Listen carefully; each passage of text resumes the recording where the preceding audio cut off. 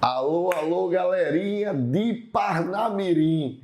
Eita, cidade maravilhosa, do meu estado maravilhoso, que eu sou do Rio Grande do Norte, viu, pessoal? Sou de Ceará-Mirim, Rio Grande do Norte. Meu nome é Manuel Tadeu, sou professor de Direito Penal e Processual Penal aqui do Estou Preparado. Meus amigos, vamos iniciar aí o nosso curso, não é? Trabalhando aí, primeiro, Código de Processo Penal, vamos ver aí algumas questões aí, e depois a gente vai ver Direito Penal, tá certo? Então vamos lá. Ora, quando a gente vai estudar em Processual Penal, um ponto que é certo cair no teu concurso, que é inquérito policial, tá certo? Então, o que saber sobre inquérito policial que é importante? Primeiro, saber que inquérito policial, pessoal, é um procedimento administrativo. O inquérito policial é um procedimento inquisitivo, tá certo? Isso quer dizer o quê, Manuel? Quer dizer que não existe contraditório nem ampla defesa no inquérito policial, porque ele não é processo, ele é um procedimento, tá certo? Outro ponto importante, que esse inquérito policial vai ser conduzido pelo delegado de polícia. Mas vejam, não quer dizer que a investigação criminal seja privativa da Polícia Judiciária. Quem é a Polícia Judiciária? Polícia Federal, Polícia Civil. Preste atenção, o inquérito policial vai ser privativo do delegado de polícia, mas a investigação criminal pertence a outros órgãos também. Ministério Público, Congresso Nacional, com a CPI, Comissão Parlamentar de Inquérito, não é?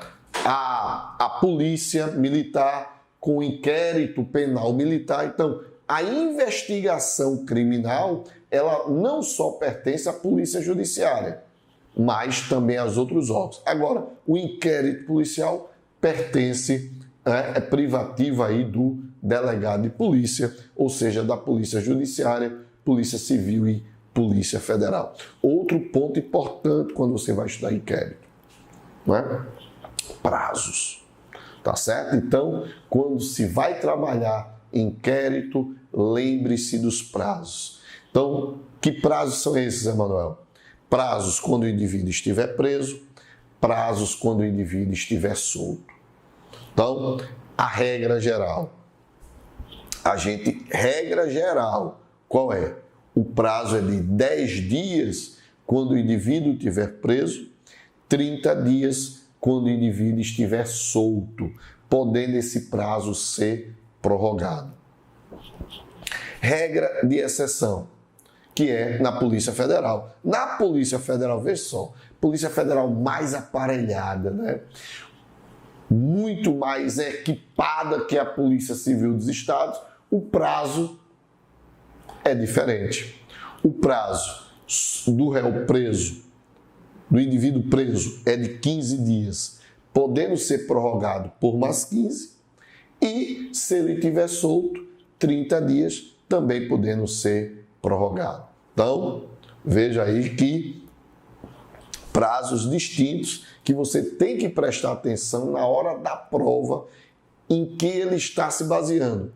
Se é o prazo específico para a Polícia Federal ou se é o prazo geral que é para a Polícia Civil. Tranquilo? Então vamos lá. Vamos ver uma questão que justamente fala sobre isso, né? Ele diz, sobre o inquérito policial, assinala a alternativa correta. No caso de réu solto, o prazo para a conclusão de inquérito é de 45 dias. Errado, né? Seja no prazo da Polícia Federal, no prazo geral, que é conduzido pela Polícia Civil, o prazo do réu solto é de 30 dias, podendo ser prorrogado. Aí alguém deve estar se perguntando, Emanuel, e qual é esse prazo de prorrogação? Quantas vezes pode se prorrogar? Eu vou te dar um dado aqui que você vai ficar assustado, mas aconteceu. O STJ determinou o arquivamento de um inquérito policial que já durava 7 anos 7 anos, pessoal, não estou mentindo não. O STJ determinou arquivamento no inquérito que já durava 7 anos. Então, não existe prazo a quantidade de prorrogação, tá certo? Letra B. No caso de réu solto, o inquérito deve terminar em 30 dias. Beleza, certo? Prorrogáveis por autorização do Ministério Público. Não. Quem autoriza a prorrogação é o juiz. O delegado pede ao juiz a renovação do prazo, ou seja, a prorrogação do prazo, e o juiz autoriza ou não. Beleza? Então, está errado, porque ele fala do Ministério Público. O Ministério Público, apesar dele ser o titular da ação penal pública, não é ele que autoriza ou não a questão da prorrogação do inquérito policial. Letra C. No caso de réu preso, o prazo para terminar o inquérito é de 10 dias, certo? Contados a partir da execução da prisão. Certíssimo. Então, letra C está correto. Emanuel, não entendi isso. Veja, o prazo começa a contar do indivíduo preso. Então, o prazo penal, não é? O prazo do inquérito penal, ele segue o prazo de direito penal do artigo 10, que são corridos os prazos. Como assim? Ora, se esse prazo cair, o 10º dia cair no domingo, o cara vai ser solto no domingo, não vai ser para o próximo dia útil, não. Nas ações normais de um processo, por exemplo, o prazo segue o ritmo processual do Código de Processo Penal, que diz que ele só corre o prazo nos dias úteis. No caso de inquérito policial, que está dentro do Código de Processo Penal, é interessante, vai correr o prazo do artigo 10. Justamente para quê? Para beneficiar o indivíduo. Então, conta-se o início do inquérito, né, no dia que o cara foi preso, justamente para beneficiar, certo? Então, letra C, correto. Letra D.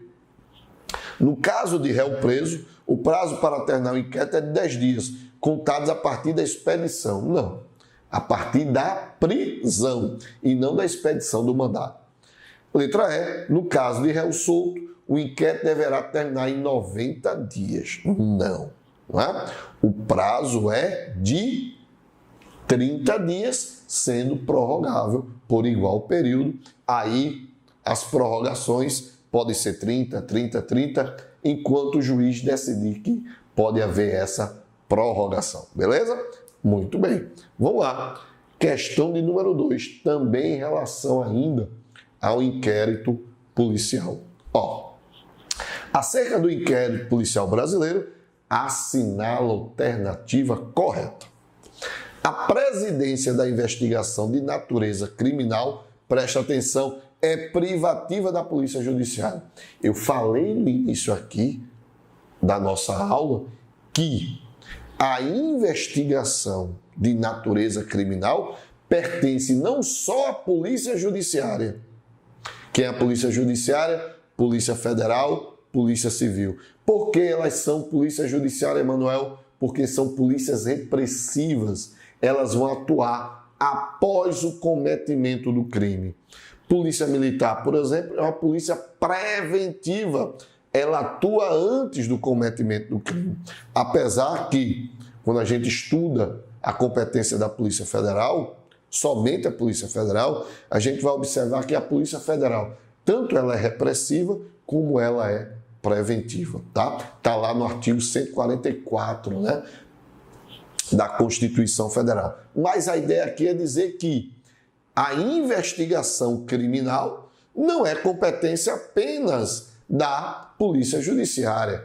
Outros órgãos podem investigar, Ministério Público. Falei para vocês, o Congresso Nacional, a partir da CPI, CPI na Câmara, CPI no Senado, uma CPI mista, a Polícia Militar, as Forças Armadas, quando investigam no inquérito penal militar.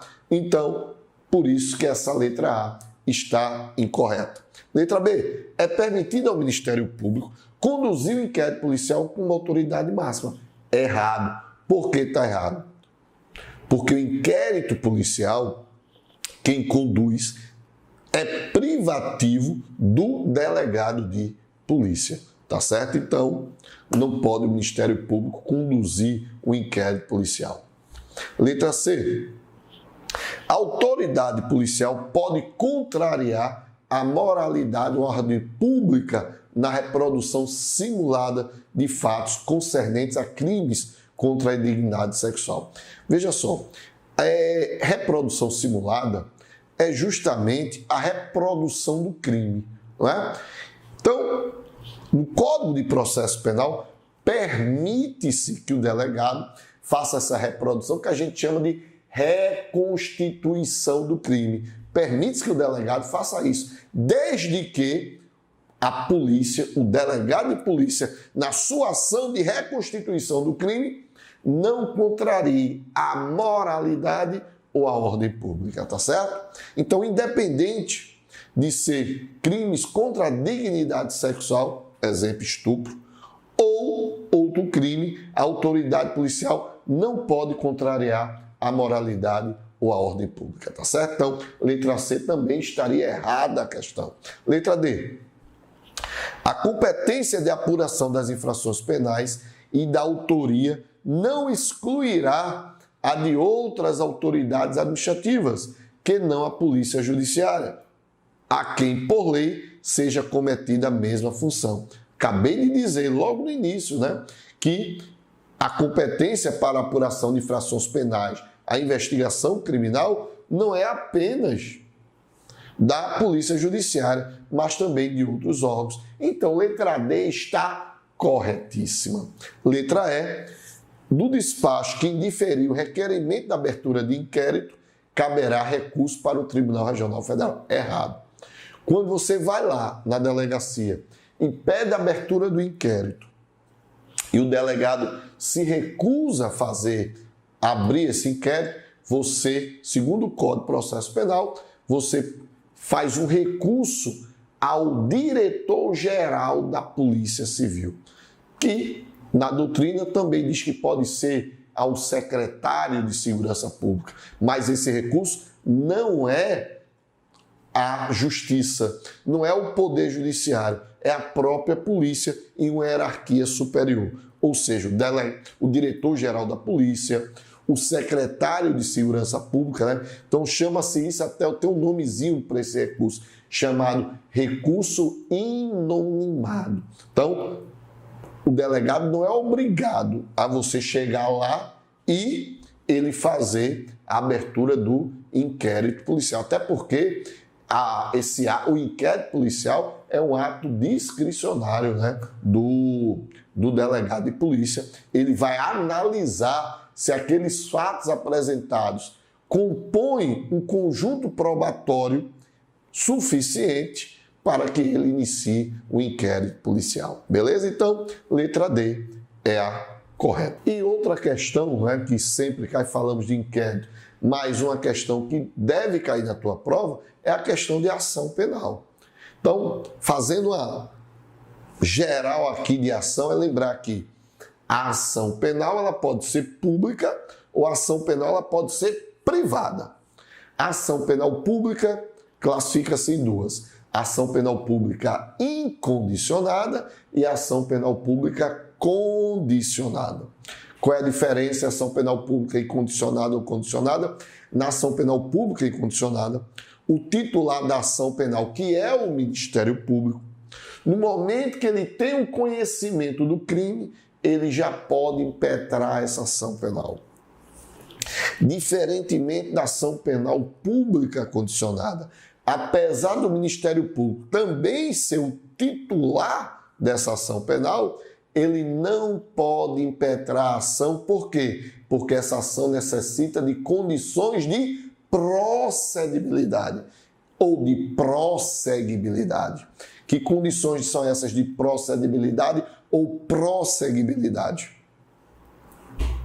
Representação da vítima e requisição do ministro da Justiça. Ou seja, vão existir alguns crimes que necessitam da representação da vítima, que seria uma espécie de autorização.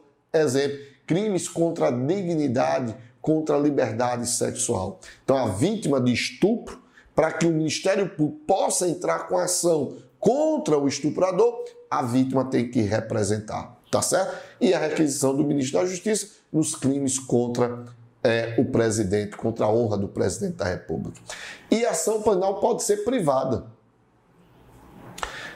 Privada divide-se em três: exclusiva, personalíssima e ação penal privada subsidiária da pública. Quem é o titular? A vítima, chamada de querelante, né? Querelante, tá certo? Então, uma geral aí, né, de ação penal para a gente dar início aqui à nossa questão.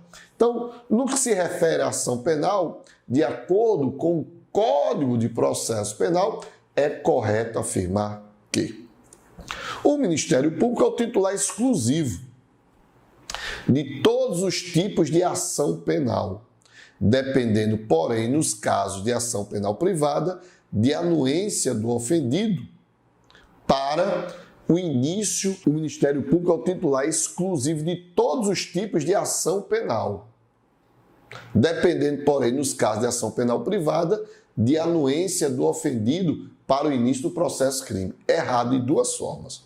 Primeiro, quando ele diz que o Ministério Público é o titular exclusivo de todos os tipos de ação penal, ele está incluindo ação penal pública e ação penal privada. Já está errado. Aí ele diz, dependendo, porém, nos casos de ação penal privada, da anuência do ofendido. Não, ação penal privada, o titular é o Ministério Público, o titular é o próprio ofendido. Então, a letra A está errada. Letra B, nos crimes de ação penal pública condicionada, uma vez oferecida a representação, esta se torna irretratável. Errado.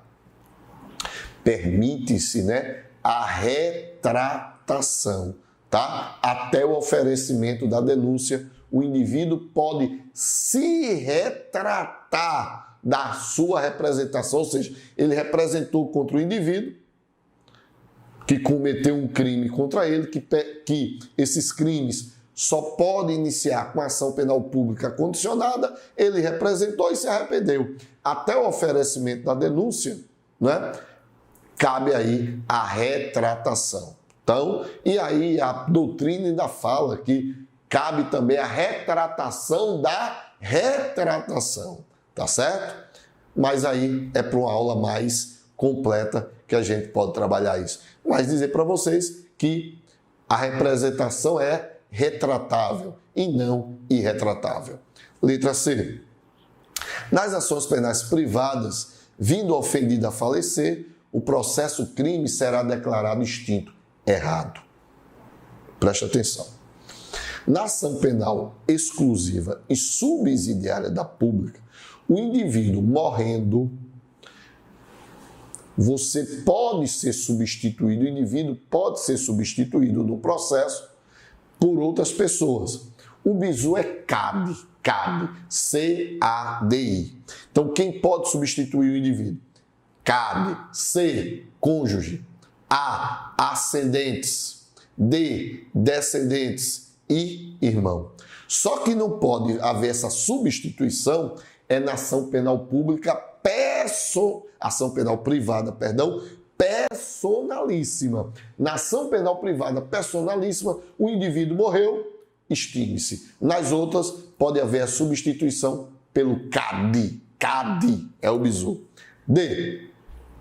O Ministério Público é o titular exclusivo da ação penal pública, certo? Dependendo, porém, nos casos previstos em lei, da representação do ofendido ou de quem tenha qualidade para representá-lo ou de requisição do ministro da Justiça. Certíssimo aí, letra D de dado, certíssimo. Letra E, o Ministério Público poderá ingressar com ação penal privada? Jamais, tá? Então aí, terminamos essa revisãozinha rápida aí para você de Parnamirim de processo penal.